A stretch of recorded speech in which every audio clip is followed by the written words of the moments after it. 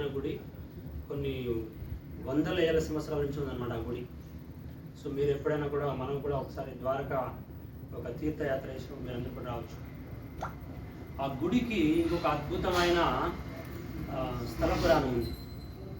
సాధారణంగా మనం గుడికి వెళ్తూ ఉంటాము, భగవంతుని మొక్కుకుంటూ ఉంటాము. నాకు ఆ కోరికలు తీర్చుకోమి, నాకు ఈ కష్టం నుంచి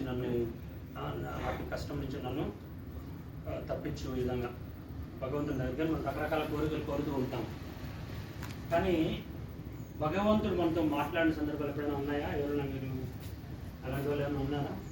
గుడికి వెళ్ళి మీరు భగవంతునితో ప్రార్థన చేసినప్పుడు భగవంతుడి మీద స్వయంగా మాట్లాడిన సందర్భాలు మీకు ఎవరికైనా అనుభవం ఉందా? హలో